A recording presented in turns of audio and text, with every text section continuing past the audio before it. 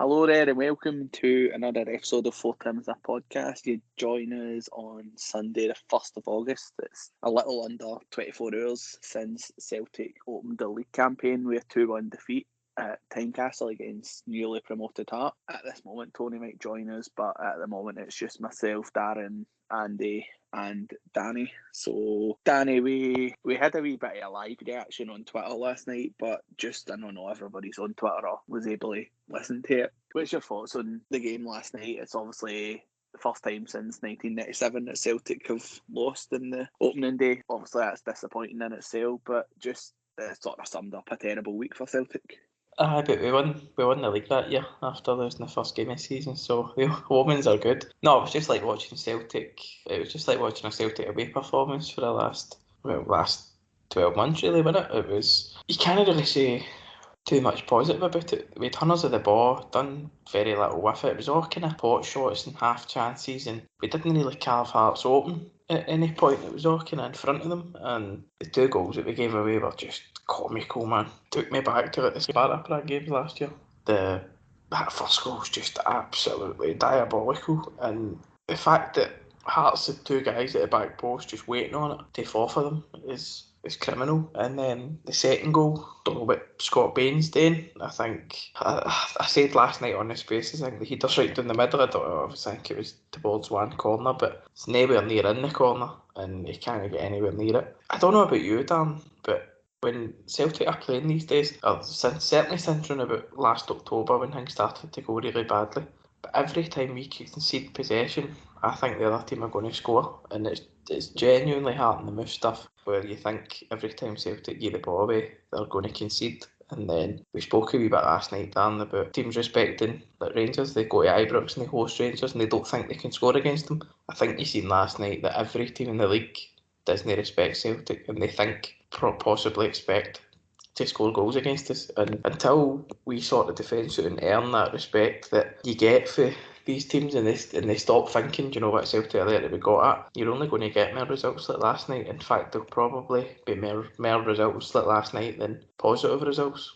Aye, definitely. Obviously, it's, as we spoke about after Midtjylland, it's the displays that Celtic are putting up are pitiful, and obviously we'll come on in the manager, but nobody's blaming him. It's just the state we've been left in. Like, it's actually incredible. I heard a stat this morning, and it's Celtic have won away from home in a competitive game since Valentine's Day, which seems insane. It's a stat you wouldn't believe unless you'd actually lived through how bad your season was last season. It's, as you say, it comes down to like a lack of respect and a lack of class from us, because you've got to sort of, you've seen Celtic teams in the past, and keepers especially, who sort of pride themselves on their clean sheet records, and you had Fraser Foster beating clean sheet records, and just your defence that you used to think was solid. And as you say, teams just, they're more than happy to have a go. They'll play for free kicks in that, because you can clearly see we've still not mastered how to defend a set piece. Hearts have already laid the foundation. We had, I think it was about 75% possession last night, and still, apart from the goal that got disallowed, we didn't look like we were going to score until maybe injury time when Craig Gordon made a couple of saves in terms of going for the winner. And just before we look further onto the Hearts game, what was your reaction to it? As Danny said, were you even shocked by it? No, I don't think many people would have been, to be honest with you. Obviously, we spoke in that Spaces last night, which I thought was actually really good. And I hope people that joined, I seen there was quite a number of people, a few hundred, that were in for the entire duration, and so that might be something we look to make a regular sort of feature just off the cuff. But I said on there last night that as disappointed as I was, and as much as I was looking forward to it, and just the season starting, because we've missed it off for so long, it didn't surprise me. Not one bit was I shocked with the result. It's just not something that really. I don't think there'll be any Celtic fans out there who's watched us so far in pre-season, and then watched us in the 2 games against Midtjylland, who have come away from that saying, I can't believe that's just happened. It's been building towards something like that. I mean, it's, again, I don't for one bit of me blame the manager.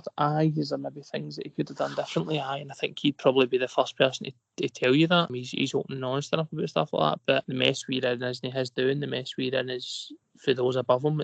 It's the people and just the fucking idiots that run our football club who've drove us so far down, and honestly, it just doesn't look as if I've got any intention of stopping and putting a stop to it. Just the complete lack of any form of preparation, the refusal to give whoever was coming in, whether it was fucking Howe, Ange, or didn't matter who, to give them the best possible chance, the complete and utter refusal to do so. And it's left us losing to fucking just utter shite like Hearts. Performance itself was pitiful. It was, it's no secret, we don't need to harp on about how bad our backline and goalkeeper is, but it just gets worse. I was pretty shocked that he put Beaton back in, but I think listening to two young boys, Welsh and Murray, I felt bad for them because they should never be in that position where two of their most important games of the season they had to be flung in at the back. But I think it's very telling that obviously Starfield came in and everybody again. I'll never write a guy off after one game. I don't really believe that's how it should go, but I think that the fact that he's put Beaton back in there tells you a lot about the two young boys. Granted, he might be trying to do them a favour and take them out of the limelight, but very telling that he's going to have to be Beaton next to the new boy. I worry because it's obvious. It's not just the two or three that's been spoken about that we need many more signings than that, and no plans for the future unless they've made people that can come in and make an impact if we've got any hope of being successful this season in any way. Because I think you even seen it today. Aberdeen have got after a strong start, Hibs have got after a strong start, and these are teams that are looking like they can score goals. One of these have picked up on it already. Teams don't look at us and fear us at the minute. Listen, we will score goals, of course we will. We've got talent in our team, and listen, it's not the best league in the world in terms of fucking keeping goals out. So we will score goals this season, but I really don't see any team in that league looking at us and no fancying their chances to get a goal if things don't change, and that's particular for set pieces and just for putting pressure. For putting our defenders in awkward position. Again, the modern managers, they won't change the way they want to play, and I don't really blame them because it's making a point, and they can't expect the middle to front to play a certain way, but the back line not to play that way, and the keeper not to play that way. But they try to play football that they're so far and away from their ability level. The passing it for the back, like you'll get two or three connecting, which is great, and then somebody will make an arse and get a ball where the keeper will fucking boot it out the park, and I think teams are looking at that and really fancying their chances. And I think that will happen continually until we make signings and we make good signings. That's also something that some of the names, again, that we're getting linked with, I hope it's just the usual shite, but you just wouldn't be surprised to see them getting brought in. It would just be signings for the sake of signings. And while they're great, depth would be depth.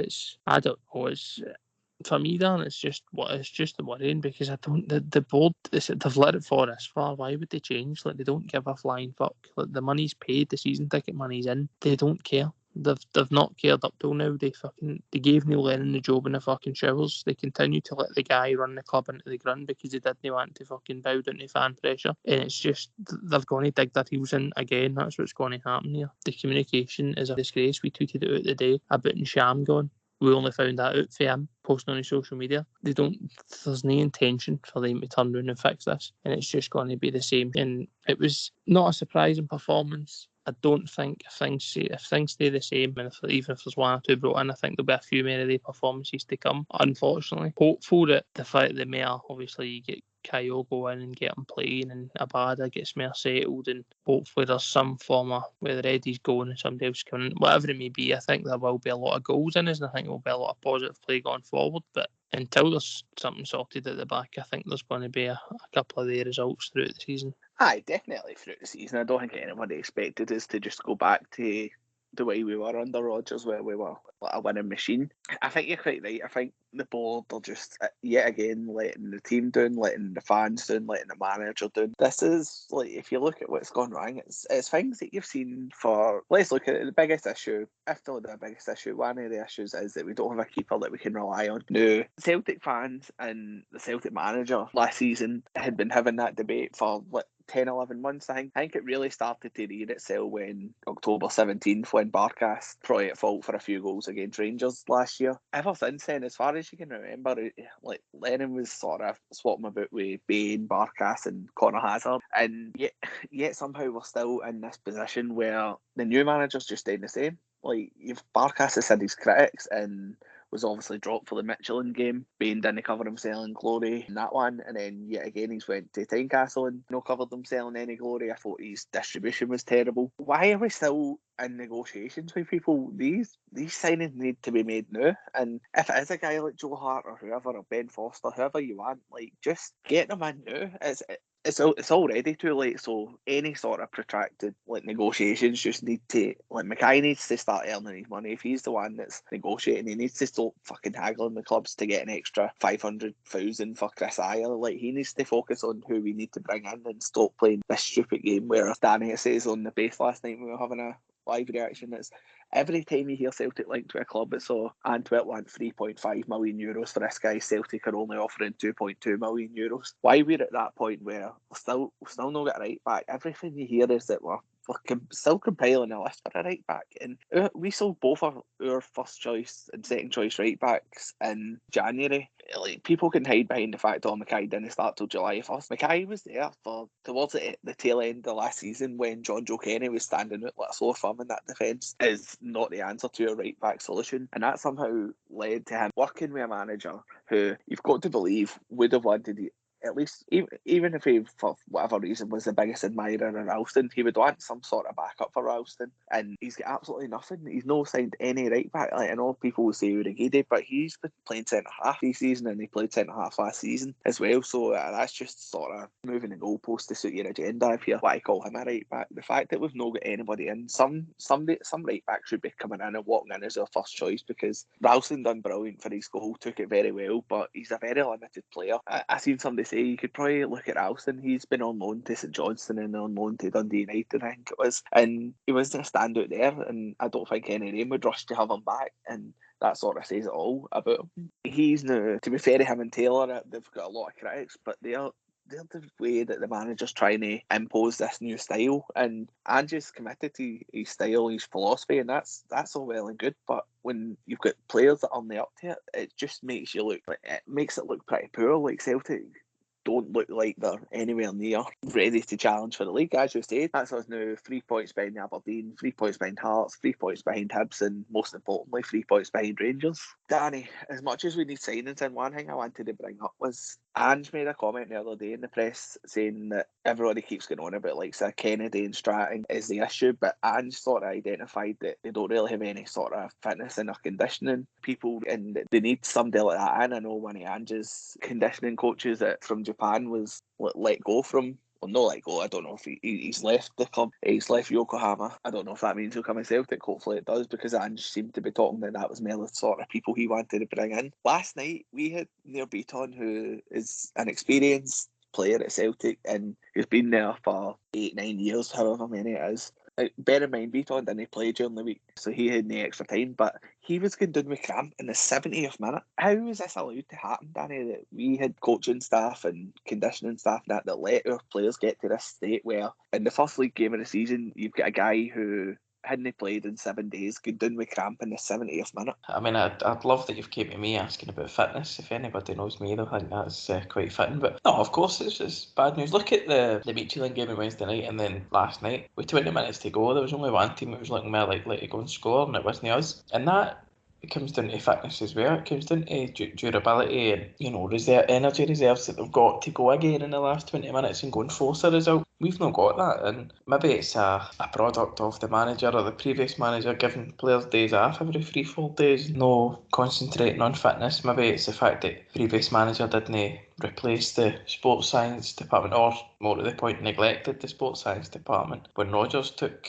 everybody down to Leicester. So that I think Ange's got a point. I think if we start winning games, people stop talking about Kennedy and Stratton. People have just got it in for the two of them. It's their fault no matter what happens. We're all behind Big Ange, of course we are, but at the same time, there's got to come a point where, I seen Stevie for Gigpod talking about it today, there's got to come a point where Ange thinks, right, until I get everybody that I want, I'm going to need to change something about my setup. Now, I'm all for living with the sword and dying with the sword, and Ange is going for it and whatever, but in this, I know he scored last night, but in our system, Tony Ralston gets the ball far too much.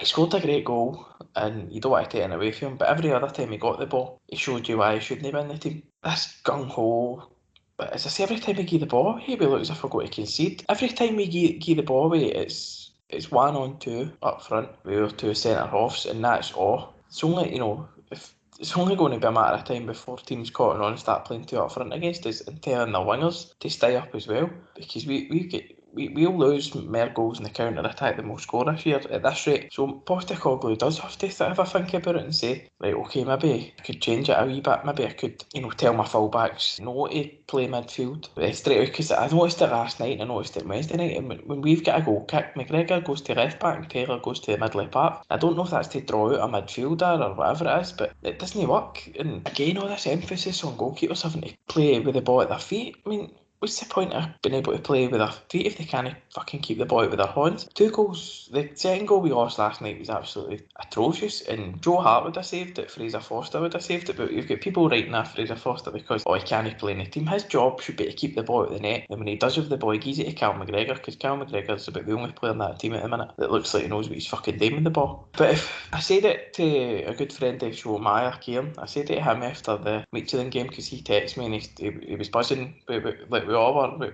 There was good positive messages in the home game against Michelin, and I says to him, it's unless Postecoglou gets backed, then that kind of near miss in terms of we should have won but we didn't, but it's promise, and that'll just become the norm and we'll start losing games. And last night was one of them, and I don't know, it's going to be a long August, and it culminates with a trip to Ibrox, and at the minute I'm quite fearful about that. But it's too late for the Champions League, but there's a league to win, and until they back the manager appropriately and get him in. I mean, we're meant to have signed in this Buta guy, the right back for Antwerp. Now that's, there's been a blow dealt to Celtic on that, according to the Daily Record. Dermot Desmond's taking a personal hand in delivering players for the manager, but does this mean he's just got to sign all the free agents that are Irish and send them up here? And See, just to butt in on that, when you talk about Buta, by the way, Danny, I was just double checking there. Antwerp are playing a kick off the day, and Buta will be starting for them. Well, there you go. So that's obviously Take for that what you will. He's no closer to a move to Celtic, but last week it was all but done. And then, as I say, Desmond's now running it. So what is that? James McCarthy, Robbie Brady? That's 2 of the names I've seen. I'll throw it to you, Andy, but I think we could be doing a lot worse. I mean, we've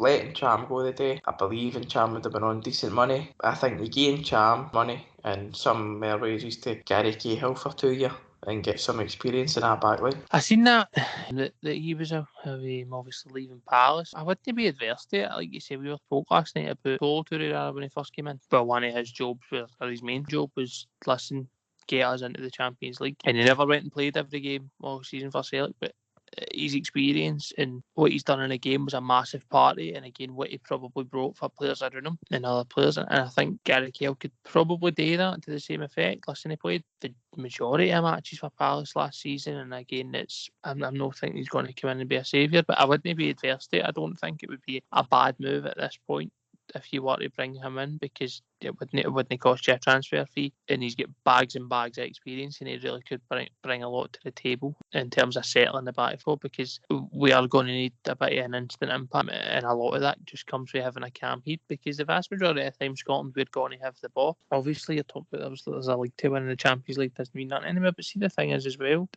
if anything, the easiest qualifiers for the Champions League we could have is this season, get it next, because you just need to win the league. Go and win the league and you're in the Champions League. Like, there's your windfall, there's your money. Like, I don't understand, because it's always this speculate to accumulate that Celtic just refuse today. It's now, we'll wait and see if we qualify, and it's, you can avoid all of that next year. You can avoid all it by backing the manager, giving him what he wants, giving him the tools to succeed. I've said it time and time again, like, look, we fucked Ange into a fucking boxing ring with an arm tied behind his back. And like I said, no, he's no fucking void of criticism sometimes, and there will come times through the season, 100%. Like, name manager is, Rodgers had it as well. But give him the best fucking chance possible. On Cahill, I do think, if you were offering me, would I take him? Yes. I think there's more the positives outweigh the negatives for a signing like that, and I think that it's just not going to happen though. That's the only thing. It's the fact that I shudder when I hear the fact that Desmond's taking a hand-on approach. Like, that's just this. You just get visions of this shite that Lennon used to come away with, saying we need to sign more fucking, what was it, British and Irish players or some fucking nonsense like that. That's the type of fucking shite you hear, because they're the only fucking players you end up linked with. It's a sad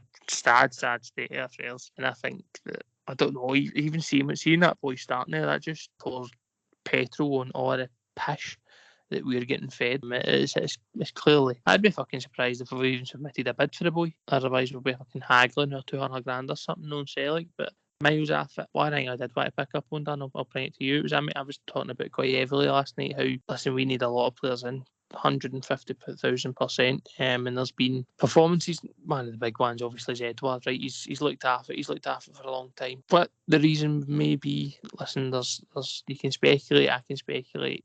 All the rest of it. Only Edward don't know. I might not want to be there. It might be fitness. I don't know, right? But it's quite obvious he's moving on. Again, Ayer was, so he was moved on. But again, there's another one in Christie who quite obvious he's made no secret about the fact that he wants to move on, and Sham's contract's just been terminated. Could these not all have been done? And listen, you could still get a decent amount of money for Christie, and you'll get good money for Edward. Why are these not done out the door and replacements brought in? If money's their object, like for what you could get for Edward, you could get 2-3 players in and still have fucking profit to make your rebalance sheet look good. I don't know. I think we're probably, like, it's easy to say from a distance, but I don't know if we're just trying to demand too high a price for some of these players. There had been a lot of talk about Edward going to Leicester, and that was sort of early in the summer, and then the talk was that Celtic priced them out, and then when Ayer was first linked with Brentford, that apparently had broke down because Celtic were pricing him out, and Ayer was raging because they weren't accepting bids that they'd said they would. So I don't know. I don't know if Mackay's just trying to be a perfectionist and get the maximum amount they can from a club, but I do think he can sort of pour cold water on the rumours that were going about that Brighton had put £20 million in for Edward, because there's no way they'd still be letting him play if that was the case. Like, Brighton would just be demanding that he was the bid was either accepted or rejected, and Celtic would be moving on from there. The Encham one is a weird one. It's as if they brought him back and sort of, they were probably hoping to either sell him for a couple $100,000 or use him as a make weight and let some sort of deal. It's clearly not happened, and it probably is the time for Encham to go. I think I've had a lot of time for Encham, but he's clearly not going to become a first teamer under Ange. Ange just had enough time to have a look at him, and if he doesn't, as Danny said, these wages are probably quite on the high side. So best of luck to him. He's gave us a few good memories, but at the same time, I know you obviously can't put this on the guy, but this is a player who, 18 to 24 months ago, we were getting bids in the region of like 15 million from Porto for, and we've somehow been able to mismanage him to such a degree that, like, as I say, 18 to 24 months later, you're now letting him walk out the door on a free, and that was like, what, 4.5 million we paid Man City for him, and then add the wages to that. That's not a good return on investment. Although, personally, I think it is a good return on investment just for that night in Rome, because it was one of the best nights of my life. But that's beside the point. I don't know, Andy. We need something.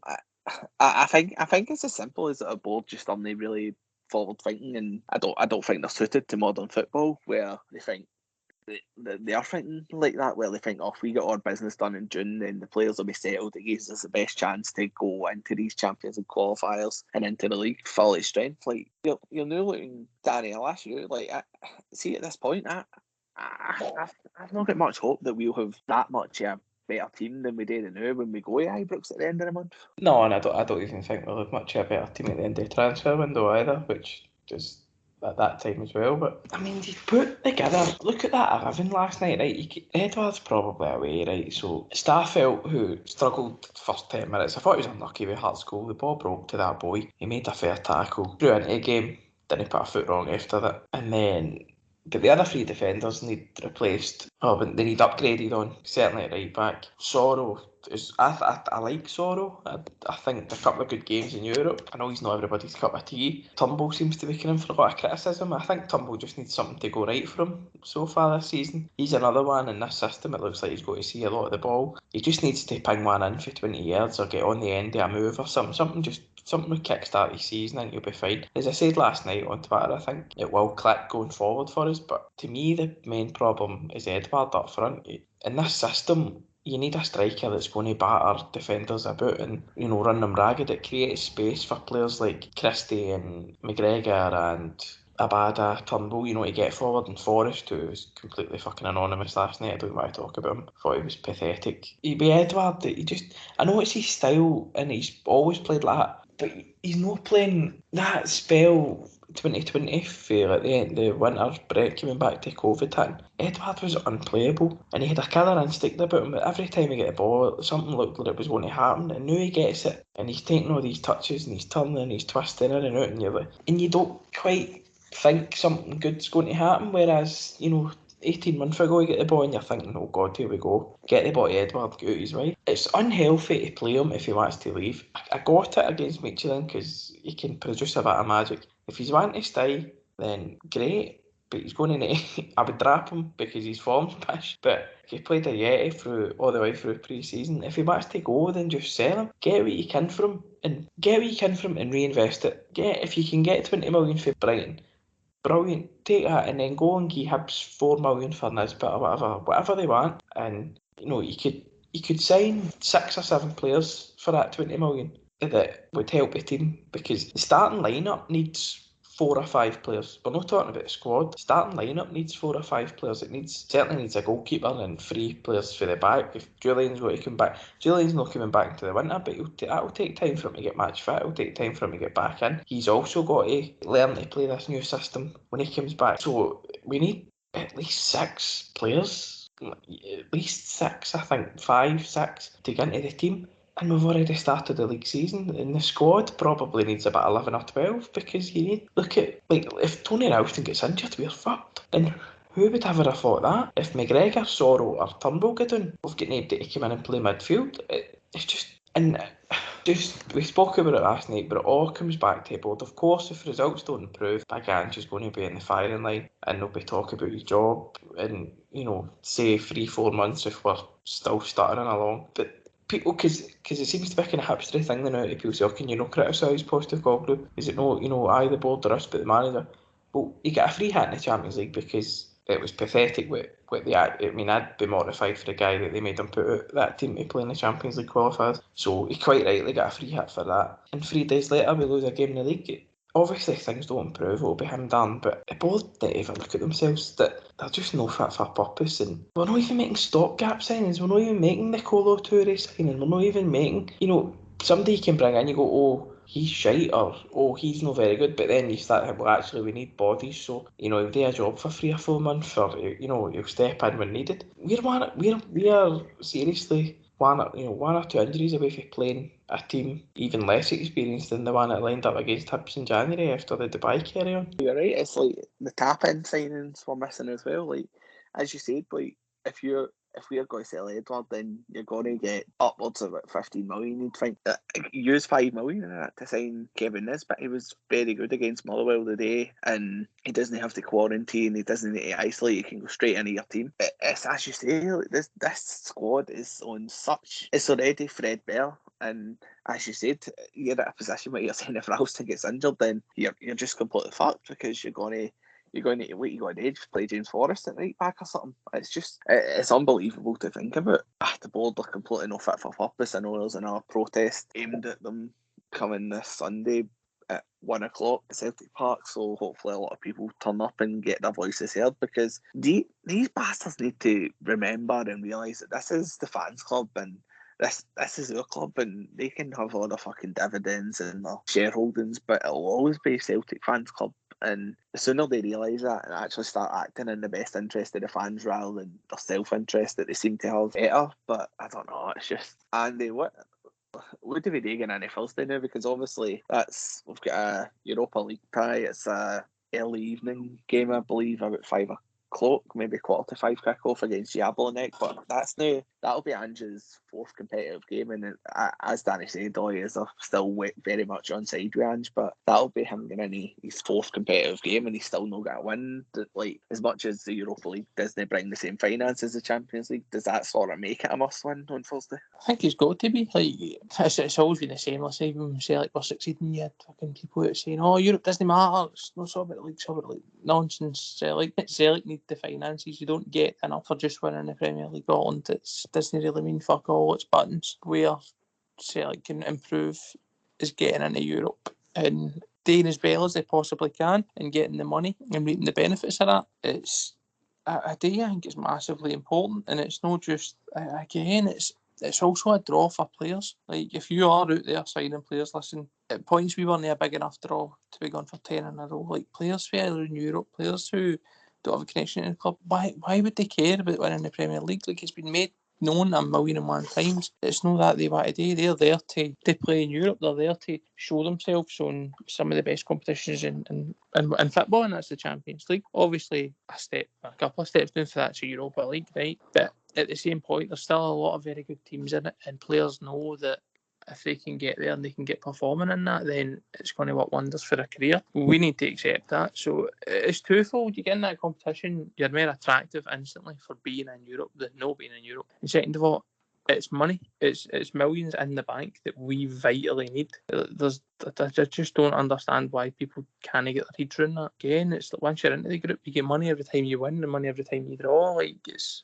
so vital we're there and giving ourselves the best possible opportunity. Getting into Europa League could be the difference from it rolls into January time and we need to go and make signings. That really could be the difference to push you on, having that extra money in the bank. But then again, we are Celtic, so it never can matter how much we had in the bank, probably not spend it anyway. But I think it's got to be important. And again, like I say, Dan's won't be sort of immune to any form of criticism forever. Like, there's things he could have done better previously already. There's a couple of things, but again, we know the fucking mess he's had to pick up, and I do think things will improve regardless. I'm hoping obviously Starfelt settles. It's as with Danny, I think Danny's comments summed it up pretty well. For the first 10 minutes, he'd done all right. He settled in enough, but you hope he's going to get better as time goes on, like anything. But we need signings, and it's just fucking dinosaurs that are above Ange who think that football is 20, 30 years ago, 40 years ago, and that's where we're at the minute. And probably the negotiation techniques are the same. Been called out umpteen times for it,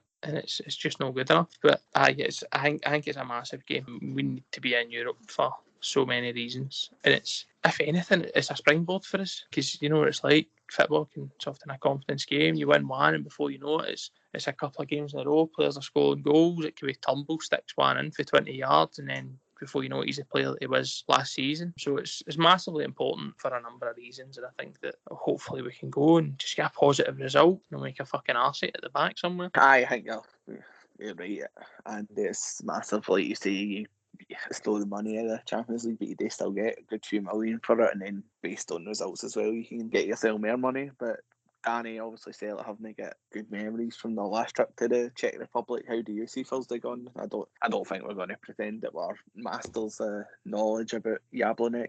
I don't know what will happen, because as I say, if we play like we did against Midtjylland in the first game and don't do anything silly, we could score a few goals, of course, but we're always likely to concede goals. Don't know. And this is hurting me, because I thought this corner on the pod at the end of last season about Europe and how good Europe was, and Europe's always a big thing for Celtic, but the actual state of us at the minute, and it would be embarrassing to go out 3 competitions before the schools go back, but it could be the best thing that happens to Celtic this year. Europe, we're just going to get done in like we did last year if we progress into group stages with this squad. Maybe the manager could be doing with the 3 midweeks on the training ground. I don't know, it worked for Stratton when that media beat his eye. We took pelters for it, get humped 5-0, nearly pulled it back, but by October, November, December, that team was starting to gel. Without the distraction of Europe, and they went on to win the League and Cup double. I love Europe. I love Celtic Park and a European night. I love Celtic playing in Europe and winning in Europe. And that last season, but the season before, as you say, with the Lazio games, and Celtic, it was brilliant to watch. Put Celtic tapping a group in Europe, and then obviously doing a Celtic thing in the next round. But I don't see any merit in Europe this season after Midtjylland. I think if you put Everton in to qualify for the Champions League, you can look back and say, right, the Europa, but all we had to do was beat Midtjylland and we were guaranteed some form of group football.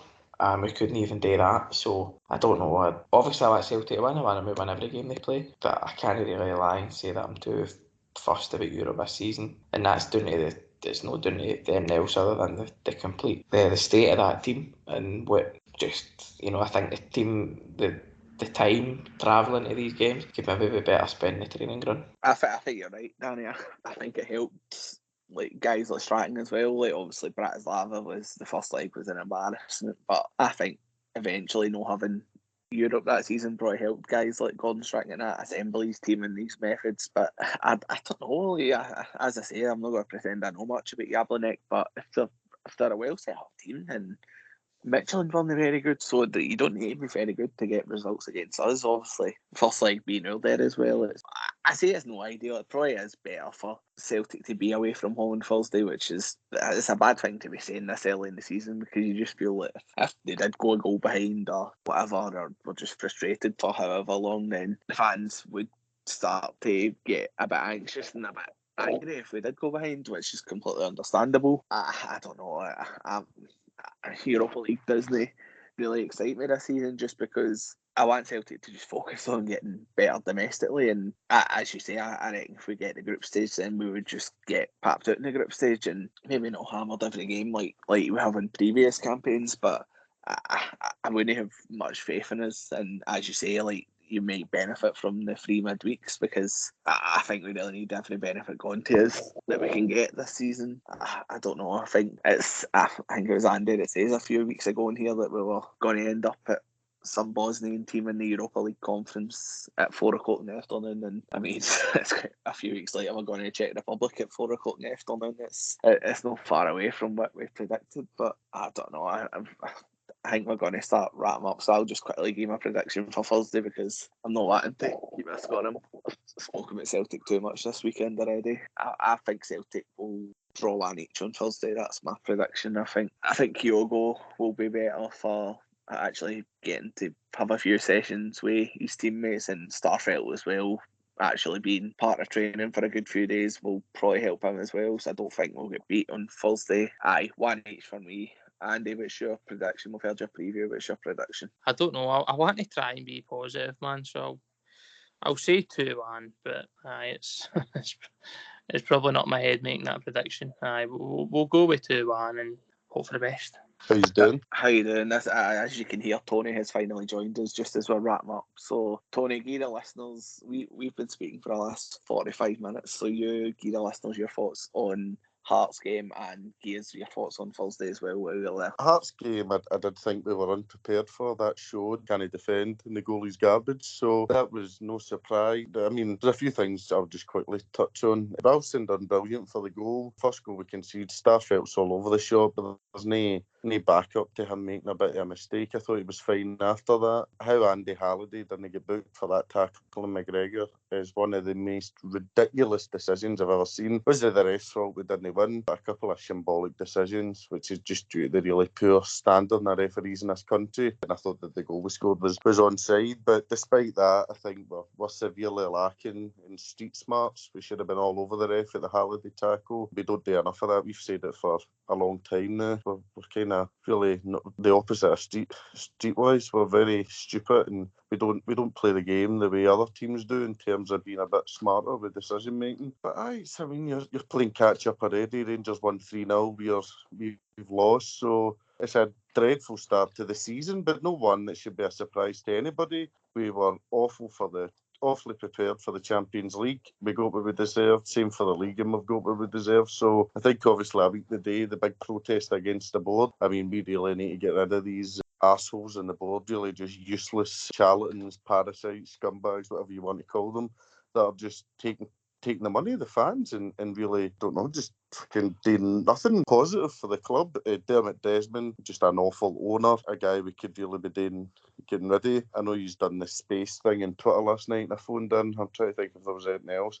I think it also says about these kind of media conferences have invited the podcast to. I mean, they're not really doing it. We're not able to hold anybody account. We've done kind of round robin, one question to Abada, to Starfelt, and it's just generic shite, I think. And I don't know about you, but I think if we get invited to another one and it's me, I don't care who it is, I think the question would be, what do you think our board that just continually lets down the fans? I don't care who it is. I think I said that last night as well. I think it's really, these media conferences are just farcical. They're pointless. And there's probably a lot of people who don't even think we should be getting in because they don't like podcasts, which I completely understand, and I get why a lot of people don't like podcasts and YouTubers and whatever the fuck else there is. So the communication for the club's as bad as it's ever been. I actually think it might be getting worse, funnily enough. Scandalous, it's getting worse. So I think the club really need to improve in that side of things. They've not even released any statement about Griffiths. There's been nothing about the Champions League exit and why we're so unprepared. So it's just been shambolic. So getting into Thursday, don't know a thing about Jablonec apart from it's freezing over there.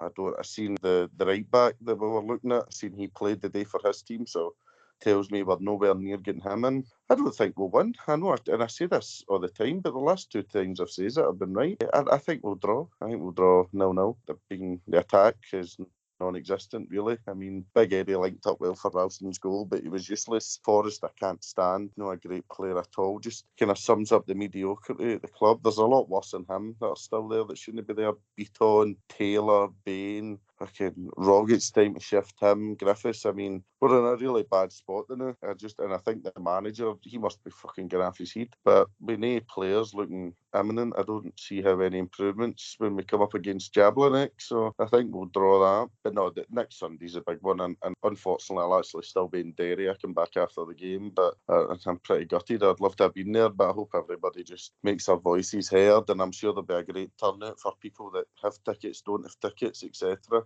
And I think we need to just make sure we make it clear that resignations must happen and action must happen in terms of players need to be signed, and that this is just unacceptable for Celtic. So dreadful start to the season. The league to win was always going to be very difficult. It's now even more difficult. Football is a game of momentum.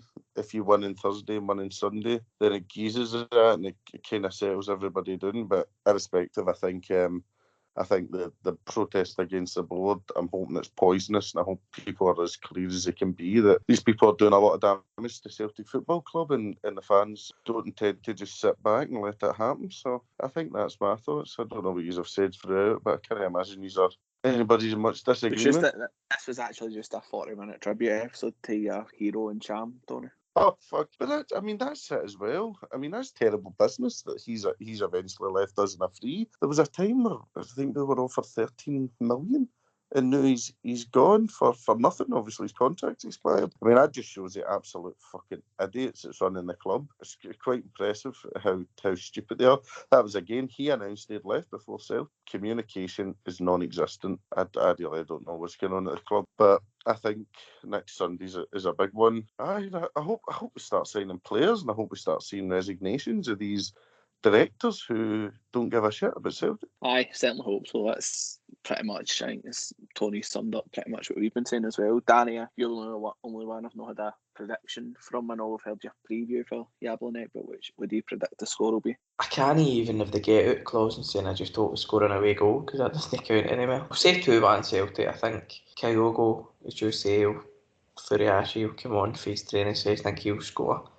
And Mr. Edward might think that there'll be people tuning in to watch him because it's in Europe, and he might decide to score. I don't know. But I think we'll win 2-1, and Big Ange will get his first win as Celtic manager.